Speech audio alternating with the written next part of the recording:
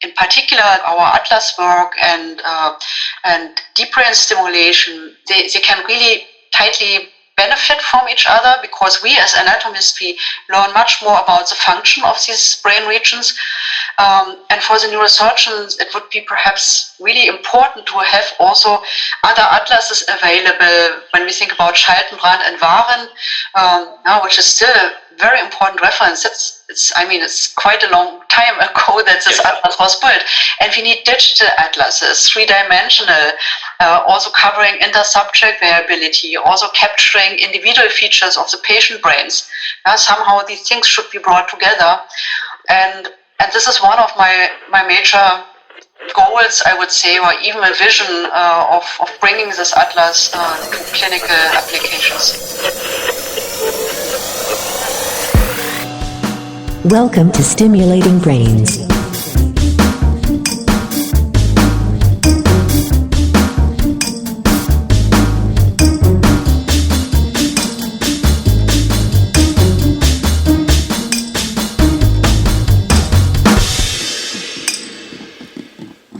Hello everybody and welcome back to Stimulating Brains. Today it's my great honor to introduce Professor Katrin Amunts from Jülich, who is amongst the most important researchers in neuroscience today. She is the director of the Institute's Structural and Functional Organization of the Brain at the Forschungszentrum Jülich in Germany. She's also the director of the Cecile and Oskar Vogt Institute of Brain Research at the University Clinic in Düsseldorf. And she's also the scientific director of the Human Brain Project, which is a flagship project of the European Union. Katrin Amunts' work includes the BigBrain project, advances in polarized light imaging, cytoarchitectonic maps, receptor maps, and in general, I would say the large-scale mapping of the human brain from macro to meso to micro scales. For instance, upcoming work will include a whole brain atlas of the human brain that has a resolution of 1 micrometer. So with this atlas, it will really be possible to map single cells, but also see their shape, and that really on a whole brain scale. Professor Amunts and I talk about the interplay between anatomy and neurosurgery, especially functional neurosurgery as deep brain stimulation. We conclude that it remains important to use anatomical resources, such as, for instance, the BigBrain atlases and polarized light imaging data, to inform on an atlas level surgical decisions, but of course we also discuss how these could be adjusted and adapted to the patient brain so that they could really enhance the information we have from the individual patient, for example by means of MRI and diffusion MRI and the sorts. So thank you for tuning in, and I'm pretty sure you will enjoy the discussion I had with Professor Katrin Amunts from Jülich.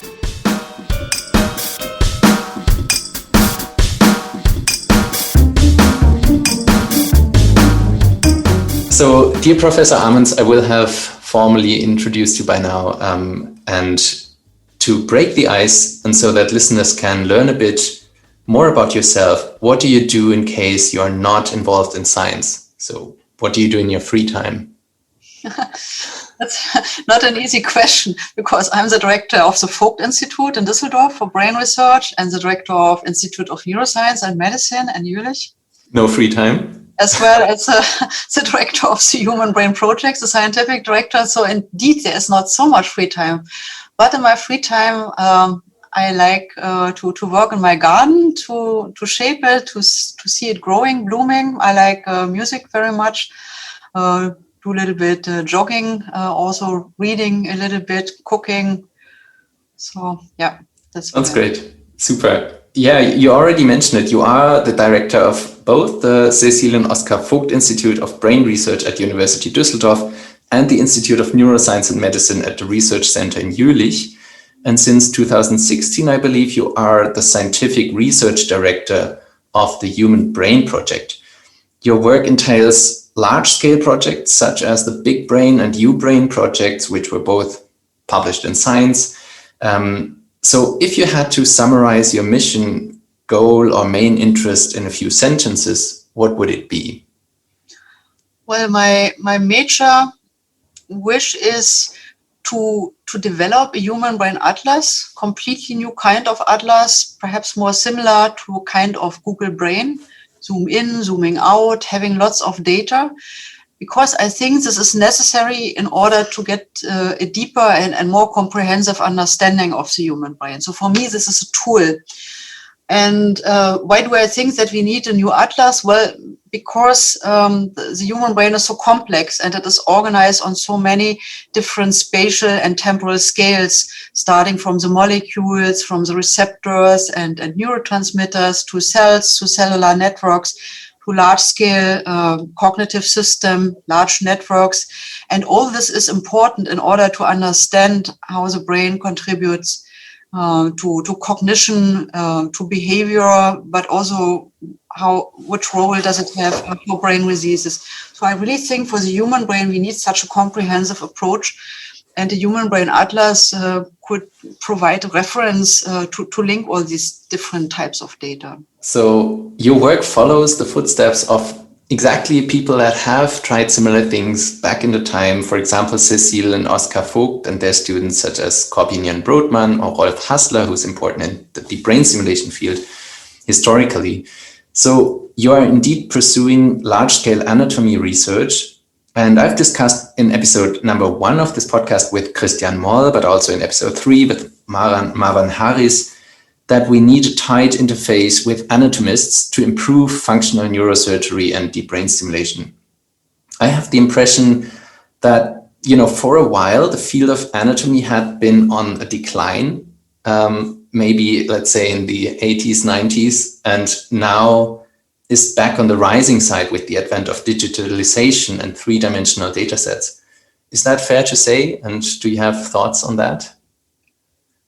Well, I wouldn't say that it was on the decline, but rather the anatomy moved to other fields, very much to cellular and molecular mechanisms. And the gross anatomy that was classically taught was not so popular at certain time. However, also due to the development in neuroimaging and also the requirements in neurosurgery, we see now that anatomy comes back, and there is a new quality, I would say, of precision from digital high-resolution anatomical data. And this is becoming now real, and it will for sure make its way into the clinics, because at the end it is very important to be precise and not only have a rough estimate. And this is not only true for each single patient, where you want to be very precise, but it's also important for understanding brain mechanisms and functions in general. So this digitalization and hand-in-hand development of high-resolution brain atlases and of new optical methods, so that created quite some synergy, and it may give the impression that now anatomy is back. Great. I like that. Do you think MRI led to anatomy decline for a while, or did that have the advent of MRI?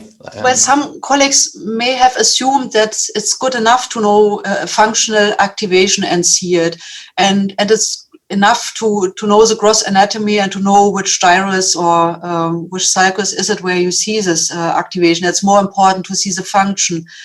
But then, of course, it becomes very clear, in my view, that the structure and function, these are two sides of the same coin. And only when you can bring both together, then it's, so to say, then you can come to these new insights. And when we see how functional imaging is developing, then it goes into the direction of ultra high field imaging with very high fields of 7 Tesla or 9.4 Tesla. And indeed, these scanners, they allow to go to scales where you can see even single cortical layers. Mm-hmm. And at least at this point, it is quite helpful to know precisely where you are, which cortical layers, what is the connection, and so on and so forth. So also from that development, it is clear that anatomy brings in quite valuable information. Great. Do you think it could be possible to draw back your scientific ancestral tree to, let's say, Carl Wernicke? Or if not, likely not, who were your mentors and who really stuck out? Well, Karl Wernicke is so interesting for me because he developed the first model of language processing, which was not only interesting as basic scientific concept, but had very clinical, practical applications for patients with Wernicke aphasia. And Broca, in my view, is equally important. From a epistemological point of view, I would say that Vogts are quite influential for me. They built in the 20s a modern brains research institute in Berlin-Buch, where they had under one roof anatomy, physiology, histology, also documentation, speech, and even genetics. And this at the beginning of the century, before the DNA was decoded. So they had a quite broad approach to understand brain diseases and understand the brain. And in my view, this concept is still true. And a little bit this concept of their institute at Berlin-Buch is reflected in our approach now in Jülich, but also in Düsseldorf in the Brain Research Institute. Did they actually move to Düsseldorf at some point, or is your institute just named after them? Well, it's a follower of this institute, but the history was more difficult because Vogt went to retirement by the beginning of the 30s by age, but also because Hitler simply dismissed him. And I mean, he just wanted not to have him anymore. He was politically not desired. How should I say it?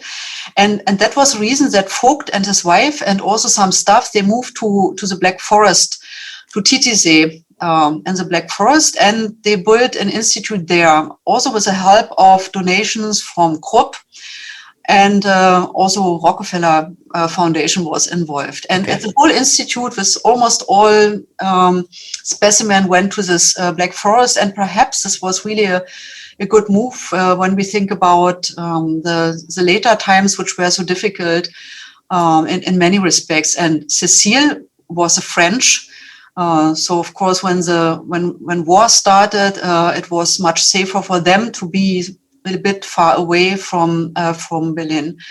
And the Berlin Institute was then led by Hugo Spatz, who was more on the alliance with the Nazis, of course. And then this Vogt Institute at Titisee Neustadt, they moved then to Düsseldorf. So it's really this institute. Oh. And the follower was Adolf Hopf, who still had met Cecile at least.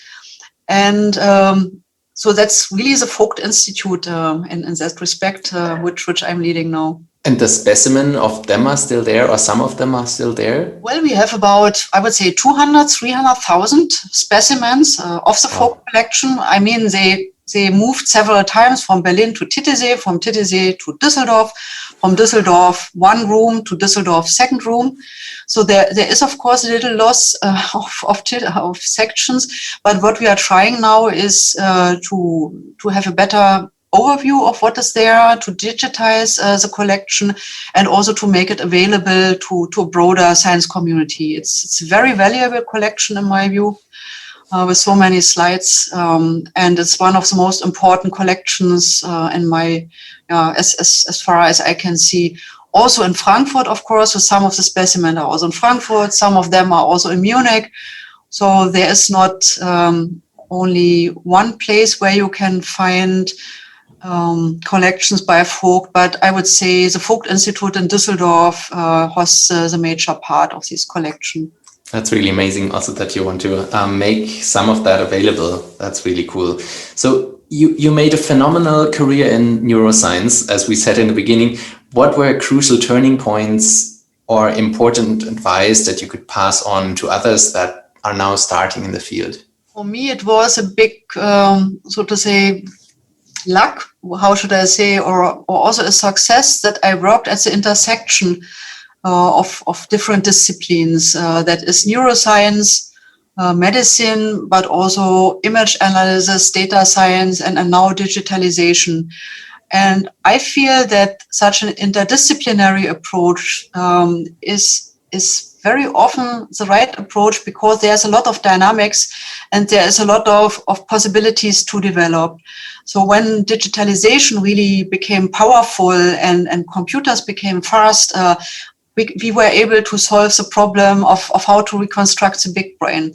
This was not possible anymore before. And a few years earlier, when we were able to quantify the way how we define borders between brain areas, this was also a breakthrough, because it enabled a different quality, and we were able to make mapping reproducible and less dependent on the observer. So this interdisciplinary area is quite important in my view, and will be important. Great. Any specific advice for women or young female researchers in the field? Well, maybe just an observation. So I see many very powerful measures to support young women in their career now. There are lots of funds, also stipends, also special professorships also, which is extremely important to help them to develop. Also kindergartens, of course, the possibilities to take care about the family, mobile working, these are very important steps.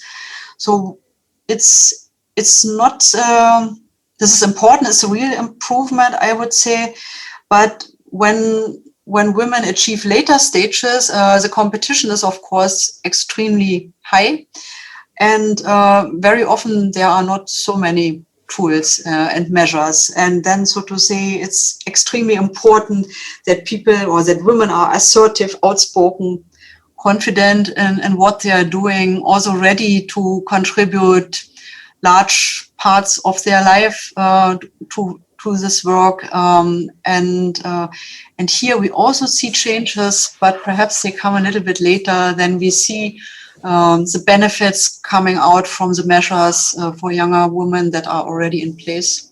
Makes sense. Yeah, good point. So we've spoken about open science a little bit already.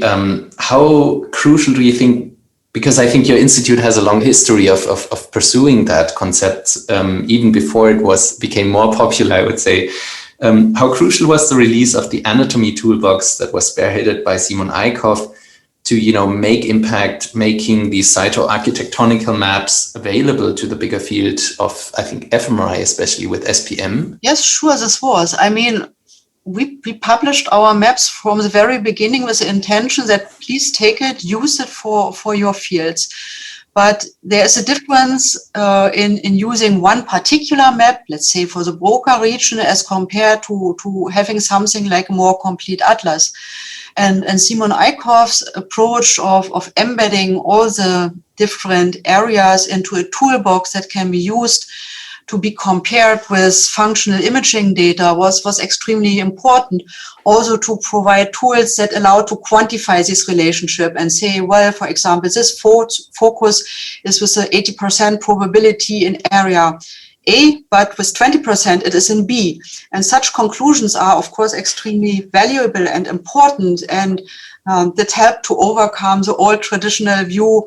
You have a map like Brodmann's map, and then you say, well, this is area 44. Usually this is not so easy, and you have different choices, and such tools help to quantify it. And along these lines, we are now developing in the Human Brain Project an atlas that includes this type of analysis, but also other analysis. So this was really a pioneering work that made our work more accessible and available to other users. Great, and I think we'll come to that in a second. But going back to the field of anatomy, do you have a favorite brain region? I started for Broca's area because I had really a deep and large interest in language, and still I have it.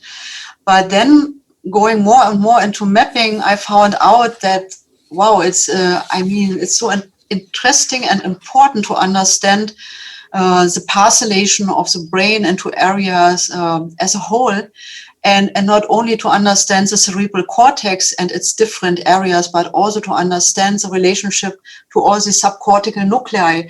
So from perhaps I started as a broker lover, and but now I'm in favor of really having the whole brain and mind and understanding the interplay between the different brain regions better. Makes a lot of sense, and I think that's exactly what your big scheme work looks from the outside. So you have been creating whole brain resources that, in my view, have really moved the whole field forward. Together with Carl Zilles, you have published seminal work on also concepts such as neurotransmitter maps, polarized light imaging, then the high-resolution whole brain atlas, the BigBrain we've mentioned 2 times already. Where does it all flow into? And I think you hinted at that already. Is there a grander atlas planned? As you mentioned, is that the recently published JuBrain platform? Is that a first step into that direction? Well, the Jülich brain is, so to say, the basis or the reference data to which other data can be linked, or other aspects of brain organization. And I worked for a long time with Carl Zilles, and this was a very productive and successful time, and shaped, of course, my scientific thinking in a significant way. And Carl's idea was also that you cannot understand brain organization if you rely only on one single modality. So he developed at that time receptor autoradiography to understand the distribution of receptors for neurotransmitters, which are so important for signal transduction.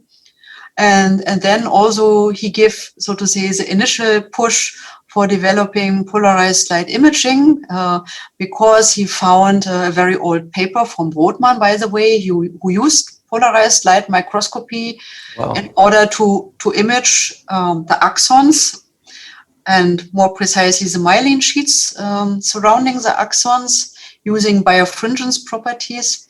And he, so to say, he worked on the cellular level, plus on the functional magnetic resonance imaging. So he was really very broad set up.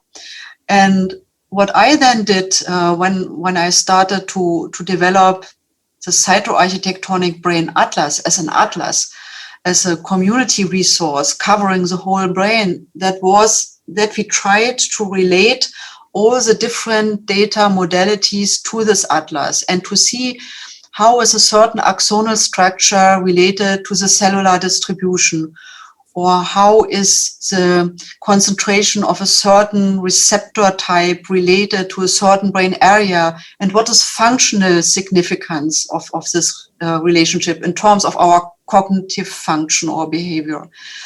And the atlas very nicely allowed to do this correlation and correlative analysis. But there are, of course, many methods that we have to develop. These methods have been developed in the past only for specific single research questions. But when you want to do it at large scale, then it becomes very quickly clear that there's a huge amount of methodical work, neuroinformatics work, programming work that is needed in order to bring all these data together. But this is what we have in mind. Yeah? We have in mind to develop a multimodal brain atlas that reflects the different types of brain organization, also across the different scales, from the single cell scale, I would say, to the molecular scale, to large networks. And then when you can superimpose them and compare them, then you can better understand what is the relationship, for example, of anatomy and a certain brain activity or a certain behavior. So that was from the very beginning our vision, I would say. And with the Human Brain Atlas and the Human Brain Project, we are now much closer to this aim. Amazing, love that. So I remember attending a talk by Carl Zilles in 2017 at the Würzburg Deep Brain Stimulation meeting that was organized by Professor Jens Volkmann. And he mentioned, so Zilles mentioned that he was looking at high resolution slides from the human polarized light imaging data. He said nearly each day, and he nearly each day finds novel structures or found novel structures that were not even described in the excellent atlas by Jules Degerine from 1895. He mentioned that a goal was, again, to create a whole brain atlas from polarized light imaging data. And unfortunately, his untimely death prevented Professor Sillis from achieving this goal himself. So it seems like this is now one of your missions to continue that, and it was probably a joint mission already in the beginning. First question, and second question, for layman people, it might be very surprising that there are new structures that we can see that are not well described, even in these old atlases. But is that something you agree on? Yes, certainly, I agree. And in the human brain, we have really a major problem of understanding the tiny fibers of brain organization, of axons. So to give you an example, it is estimated that every brain has about 2 or 3 million kilometers of cables. Wow. That's almost difficult to believe and to understand.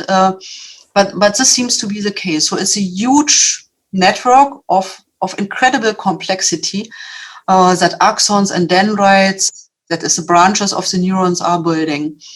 And to map it is extremely difficult in the human brain, much more than in the brain of the mouse, for example. And not only because the mouse is so much smaller, but also because it is, of course, much less complex when we think about the folding pattern.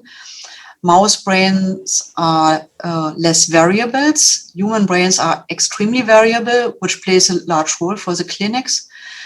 And last but not least, many methods that can be applied in mouse brains cannot be applied in human brain. So what we know for human brain connectivity is very often an interpolation from mouse or macaque brains, which is not always helpful when you think about language, for example. Sure. Or it is interfered from neuroimaging studies, for example, diffusion imaging studies, which can map living human subjects, but with a spatial resolution that does not go down to single axons. So we have a gap, and this gap was filled by polarized light imaging, which is a method that we are developing now for many years in my institute. And Professor Markus Axer is a group leader in the Jülich Institute. And he is continuing to develop the methods. And we are indeed aiming to publish a first whole brain atlas of the connectivity based on polarized light imaging in the next few years. Amazing. I think our whole field is really looking forward to that. And since Professor Sillis' talk that I mentioned, I have dived myself into older anatomical atlases, for example, the one from Dejarin, but also, from Otto Marburg, Cornelis Winkler, Ludwig Edinger, Gerbrandus Jägersma. And most of them seem to have been around 1900. And sometimes I think they are still the best descriptions of human anatomy we still have, and they are often really hand-drawn by the scientists that were also artists at the time. In my view, only few examples of more modern work seem comparable in quality. For example, I really like the Nieuwenhuis handbook. But recently, Markus Axer and others from your center published ultra-high resolution polarized light imaging slices from the vervet monkey that are also openly available in full resolution on the eBrains platform. That is from the Human Brain Project, if I'm correct. So already my impression is that these supersede everything we had before. For instance, looking at the striatopallidofugal bundle of these slices is really eye-opening. You really see data compression happening, in my view. And I think once you will release similar maps for the whole human brain, potentially even registered to MNI space or similar, that will really have a drastic impact on human brain mapping. What are your thoughts on that? What changes could it bring? And you mentioned 1 or 2 years. So is there an estimate on that? Well, to develop such a high resolution fiber atlas is extremely, again, labor intensive, and it is very data intensive. So if we map a whole human brain on the level of axons, this ends up with 4 or 5 petabytes. And that's a lot of data, even for Jülich, which has a supercomputing center, of course, with a large storage. But to process these data, to analyze the data, and also understand them from an anatomical point, that's, of course, a giant work. I would say. But still, PLI, polarized light imaging, has a big advantage that on the one hand, it allows us to see even down to single axons, but on the other hand, you can see the whole brain. Or it opens up a possibility to see the whole brain. And this is so important because nerve fibers are sometimes 10 or 20 microns thick, but they can be 10 centimeters long or 15 centimeters long. And that's a very ill-posed problem. So if we want to follow really these tiny, tiny axons from the very front of the brain to the last part in the occipital lobe, that's a very long distance. Mm-hmm. And fibers are doing all kinds of difficult movements on this pathway. So to understand this complexity is really a challenge in terms of neuroscience, but also in terms of 3D reconstructing the pathways that then allow to visualize the connections in the human brain. And PLI, in my view, is the only method at this moment that makes this possible, that is from the single axon to the whole brain as an organ. And this makes it so valuable. And therefore, we are working hard on it for 10 years now, I would say, maybe a little bit longer even, to develop the method, to develop the equipment to measure it, to develop the programs running on high performance computing to process all the data, to develop visualization methods, and then to analyze region by region, what does it mean from a neuroscientific point of view. And that takes quite a long time. I can imagine. There's also a new method similar to that. It's called scattered light imaging. Does that have a future, do you think? Or is that just a sidekick to the PLI? Well, it supplements PLI. So PLI is measuring axonal sheets by using the birefringence of the myelin sheets. And scattering is another physical property, and it helps to dissolve ambiguities when the signal that we detect with PLI is not, so to say, clear. And when we have to decide whether it's one direction or the other direction. And here scattering information can help a lot. And indeed, we see different types also of information from the scattering light. So I'm curious to see what happens in the next years. And we are also following this path because we see it's supplementary to what we're doing with PLI.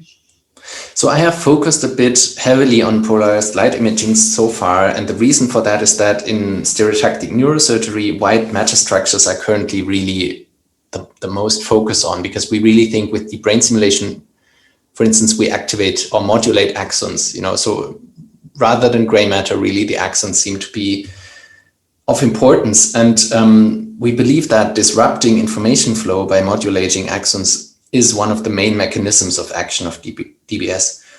I believe your group also explores the possibility to perform tractography on the PLI datasets, similar to on diffusion MRI. Is that true? Yes, this is true. And of course, PLI data has the advantage of this very high spatial resolution. So some of the problems that we see in diffusion imaging that are related to kissing fibers or crossing fibers can be solved simply because of the higher resolution. But still, also axons cross each other. And here we have also find the right models in order to predict the direction of fibers. But certainly PLI will contribute, hopefully, with new and good models more and more to brain surgery, to deep brain stimulation in particular. Great. Moving beyond that, what are the current aims for the BigBrain project? I think currently there's one brain that's openly available, but I heard that you have more planned or more that have been scanned. Is that true? Yes, I would say the development is going into two directions. So first, we want to make available and usable the BigBrain for a larger community and really take use of this very high resolution information. So for instance, for colleagues that are doing modeling and simulation of dynamics, or for people doing AI and developing new artificial neural networks. And there is, with a highball consortium, now a group that is developing all kinds of application and methodical developments based on this single big brain. And the community is quite big. 50 researchers are immediately dealing with it, and there are 200, 300 people that are, so to say, following what we are doing. So that's one line of direction. And the other line is, of course, to go to even higher resolution. And we have now, with the big brain, a resolution of 20 micrometer, which is very high, but still it's a little bit too large in order to see every single cell and to appreciate the morphology of each cell. And this is important in terms of the function of cells and their network. So we would like to go to 1 micrometer spatial resolution. And we are indeed processing now actually a brain to go to this 1 micron brain.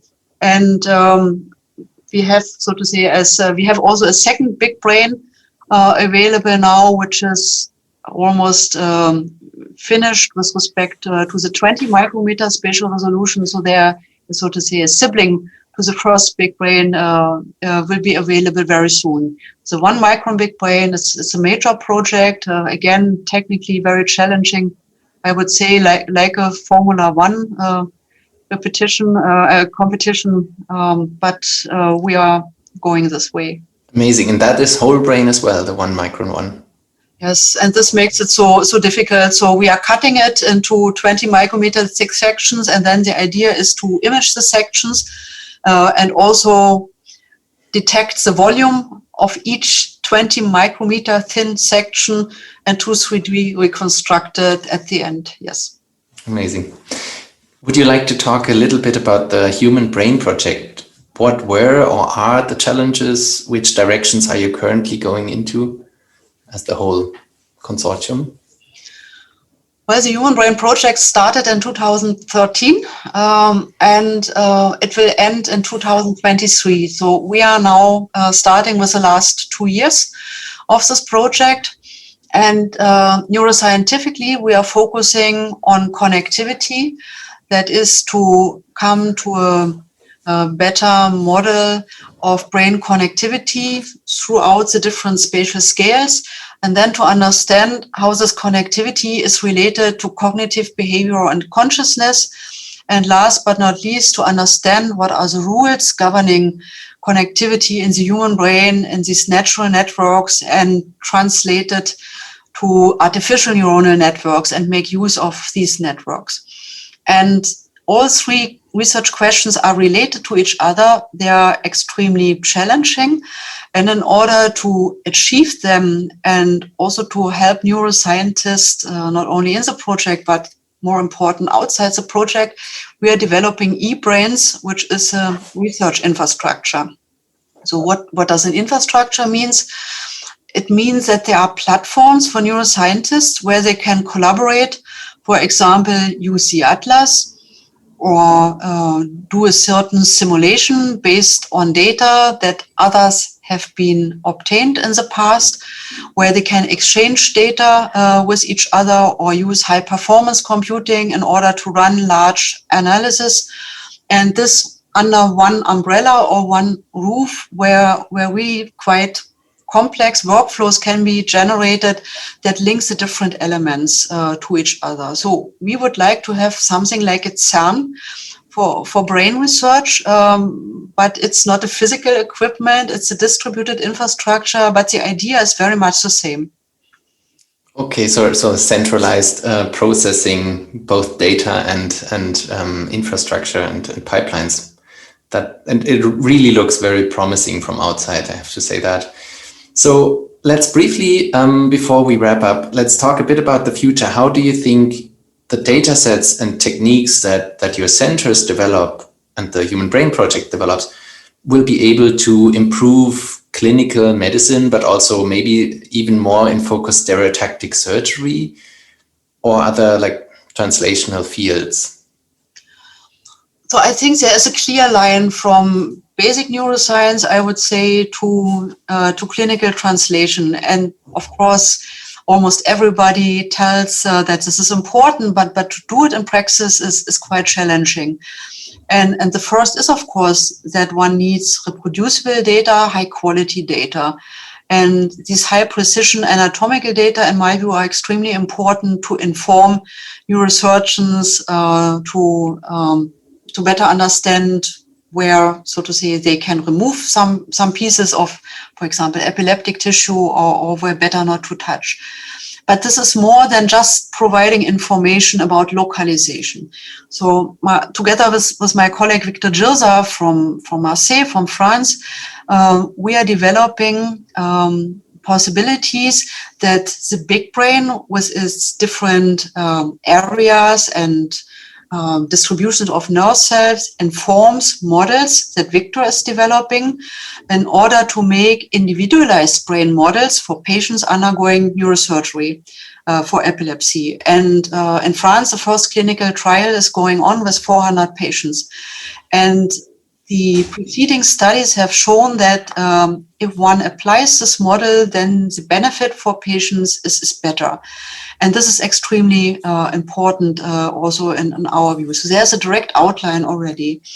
And in a similar way, I would like to go also now into collaborations with colleagues from neurosurgery, helping to develop methods that before the surgery is started, where we can together understand when you put an electrode to a certain position, what would it mean in terms of activity of this particular piece of tissue of this patient, so that we can simulate things before we go, so to say, to practical surgery. And again, I would hope that that this at the end will bring in benefit. But also when you think about post surgery, so some patients benefit quite a lot, others not so well, or even have side effect. And the question is why this is the case. And of course, there are many physiological parameters that can be different and individual, but one parameter is, of course, also localization. So we could also post factum check the localization of the electrode, of the poles of the electrode with respect to the underlying anatomy and see whether there is a relationship, and then correct it and use this info for the next time. And in that respect, I think in particular the Atlas work, our Atlas work and deep brain stimulation, they can really tightly benefit from each other, because we as anatomists, we learn much more about the function of these brain regions.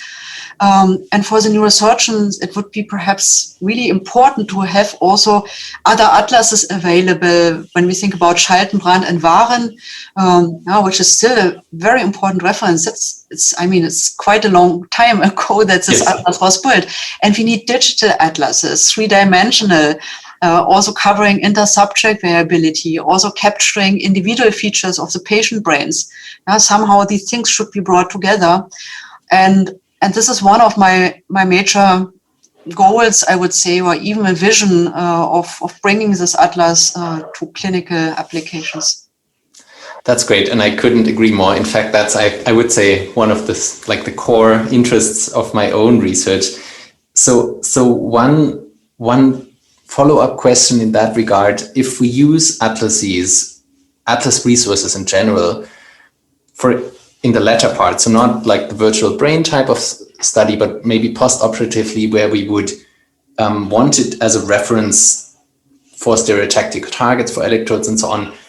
One key issue is to map it to the individual brain, right? So that mapping is, I would say, sometimes as important as the atlas itself, right? To make that, transition between atlas and patient. Do you think good ways of how this will become possible, or like how valuable are atlases above and beyond being just reference systems, but really to morph them into the patient space? I think there are indeed these two lines of analysis. So one is, of course, you have an atlas, and with an atlas you have all the knowledge of the neuroimaging or neuroscience community available. And you know, this is area 4, this is a primary motor area, you know about the connections and so on and so forth. And cytoarchitecture is something like the link, allowing you to determine where you are in the brain. But equally important is, as you say, to warp or to register such an atlas to an individual brain and to see where a certain brain lesion, for example, some dystrophic cells in an epileptic brain or a tumor, where precisely is located in terms of cytoarchitecture. And you can get an answer to this when this registration is being done. And just this morning, a few days ago, I have seen a very nice example where from our colleagues in Düsseldorf, we have received some MR data set of patient brains with some localization information, and we have warped to it our cytoarchitectonic maps, our atlas, and we were also able to visualize it on the surface of the patient brains. And this is what the surgeons are seeing. So they look from outside to the lateral surface very often of the brain. It's very hard to orient yourself in such views. And the atlases do not reflect it usually. The atlas show coronal sections or sagittal or whatsoever, but the surgeon sees it from the outside. So what we did is we projected the maps to the surface of the patient brain and have, so to say, next to it the view that you see during surgery. So in my view, these things should be combined together, and also we should adapt our atlas tools in such a way that it is suitable for surgeons and that it reflects what the surgery is needed. And I would be really happy to move ahead here, but I see the technical tools are there. That's not so difficult. There are different tools for alignment, which are not so bad, I would say. Yeah. And having now closed this gap will for sure help to better inform surgery or see it post-surgery, what was happening. Super. Last questions. How do you see the future of human brain mapping? So going away from the clinical side, you're also, I think, very important for example, the Organization for Human Brain Mapping. What do you think is coming there on that side? Well, really integrating different aspects of mapping and understanding what the relationships are and better understanding what do we see in neuroimaging studies. We see parcellations that are not one-to-one the same as we see it post-mortem. So to understand what is their relationship is extremely important. So in my view, to have such type of analysis will be a continuing topic of research. But the other line is going towards higher resolution, and there are incredible results on a cellular level where people better and better understand the single cell level, and particular what's gene expression is at the singular cell level. And the question is now how to link this information then back to the whole brain as an organ. There are 86 billion nerve cells, and we know so much about each single cell. But what does it mean for the whole organ, and again for our behavior and cognition? And in my view, this is probably the most tough challenge. To link this incredible knowledge from cryo-electron tomography, from all these molecular techniques, single cell genomics. So how to make this usable again to the whole brain, which has a subdivision into areas, which has certain networks where you have certain hierarchies and certain groups of areas that are working together. What does it has to do with these cellular markers? And how variable are brains with respect to these cellular markers? So we know that brains are quite variable in their folding pattern, also in the size of their areas. But how is it related to the cellular scale? And has it a relationship to how many branches does a cell has or not? And here I think we are only at the very beginning of understanding what this interplay is. But for clinical neuroscience, I think that has a major importance when we think about neurodegenerative disorders. These are molecular mechanisms going from cell to cell. So we have to bring these different worlds together. And that's, in my view, one of these big challenges in the future. Great. Is there anything we have missed that you would have liked to talk about for this type of audience? Well, I would like perhaps to advertise a bit. I mentioned eBrains quite sometimes, and eBrains is a growing infrastructure for brain research, and I would like to participate in this development, use it, find out whether it is helpful for your own type of research, and also let us know when you are missing something. And there's a website, please visit us. Then the second is, although I'm a neuroscientist and interested in brain diseases in particular, I think also that we should do everything in order to find solution in this very special time of Corona. And eBrains as an infrastructure, and in particular Phoenix, which is a supercomputing part, we are offering a lot also for those communities coming from molecular science or cellular biology. And we have just opened a call looking for COVID-related consequences in brain health and brain structure and function. So I think that's a good way also to collaborate across, again, the disciplines. And I would like to invite you. Yeah. Thank you. So thank you so much, Professor Amunts, for taking the time to talk with me. This was a big honor, and it was really exciting to listen to what you think about past, present, and future in both neuroimaging, but also clinical work. Thank you so much. Thank you so much for giving the opportunity and for inviting. It was very nice.